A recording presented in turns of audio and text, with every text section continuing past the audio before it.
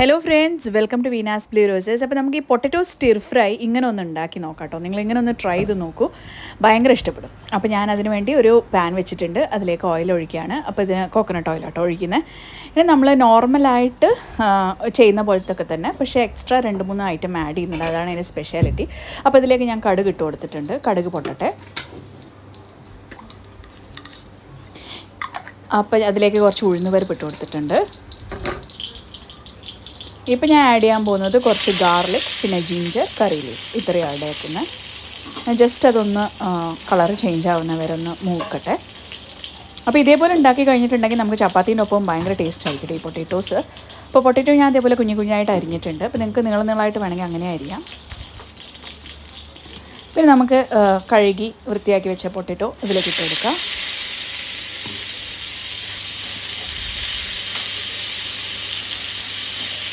നമുക്ക് ആവശ്യത്തിനുള്ള ഉപ്പിട്ട് കൊടുക്കാം.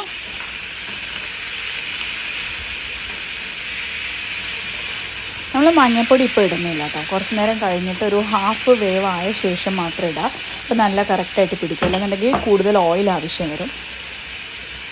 അപ്പോൾ ആവശ്യത്തിന് ഉപ്പ്,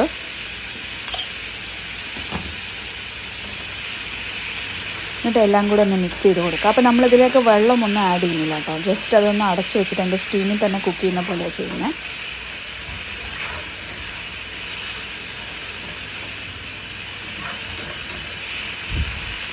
ഇനി ഞാൻ അതിനെ കുറച്ച് നേരം അടച്ച് വെക്കാണ്. അടച്ച് വെച്ച് ഒന്ന് ഹാഫ് കുക്ക് ആവുന്ന വരെ നോക്കാം. നമുക്കൊരു മീഡിയം ഫ്ലെയിമിലേക്ക് ഇട്ട് കൊടുക്കാം.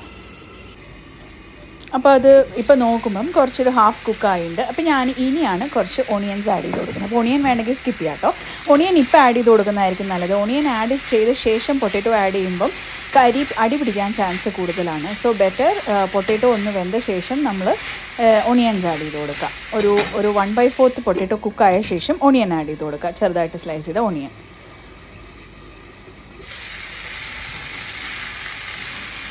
ഇപ്പോൾ ഇടയ്ക്ക് ഇതേപോലെ ഒന്ന് തുറന്ന് ഇളക്കി കൊടുക്കുക. ഇപ്പോൾ ഞാനത് ഒരു ഹാഫ് കുക്കായിട്ടുണ്ട്. ഇനി നമുക്ക് അതിലേക്ക് കുറച്ച് മഞ്ഞൾപ്പൊടി ഇട്ട് കൊടുക്കുക. അപ്പോൾ ഹാഫ് കുക്കായ ശേഷം മഞ്ഞൾപ്പൊടി ഇട്ടിട്ടുണ്ടെങ്കിൽ മഞ്ഞൾപ്പൊടി കരിഞ്ഞു പോകില്ല, പിന്നെ അടി പിടിക്കില്ല. സോ അങ്ങനെ കുറേ ബെനിഫിറ്റ്സ് ഉണ്ട്. കുറച്ച് പെരുങ്കായപ്പൊടി ഇട്ട് കൊടുക്കുക, കായപ്പൊടി. ഇനി എല്ലാം കൂടെ ഒന്ന് മിക്സ് ചെയ്ത് കൊടുക്കുക. എന്നിട്ട് ഇതിന് ശേഷം നമ്മൾ ഒന്നും കൂടെ അടച്ച് വെക്കുന്നുണ്ട്, അതൊന്ന് നല്ല സ്മൂത്തായിട്ട് കുക്കാവാൻ വേണ്ടിയിട്ട്. ഇപ്പോൾ നല്ല കുക്കായി വന്നിട്ടുണ്ട്.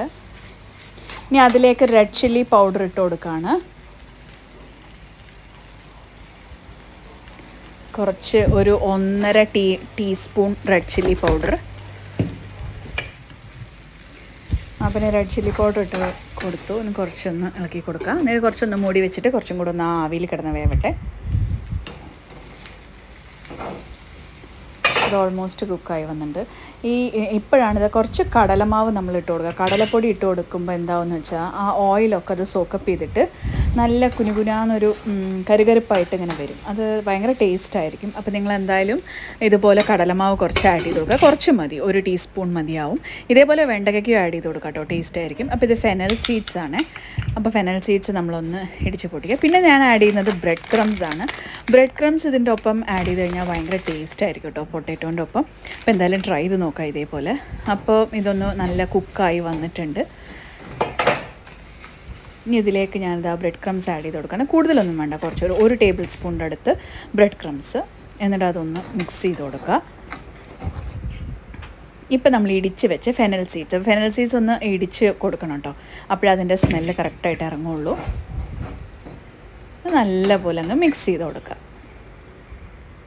ഇനി ലാസ്റ്റിൽ കുറച്ച് മല്ലിയില ഇട്ട് കഴിഞ്ഞാൽ നമ്മുടെ അടിപൊളിയായിട്ടുള്ള പൊട്ടറ്റോ സ്റ്റിർ ഫ്രൈ റെഡിയായി.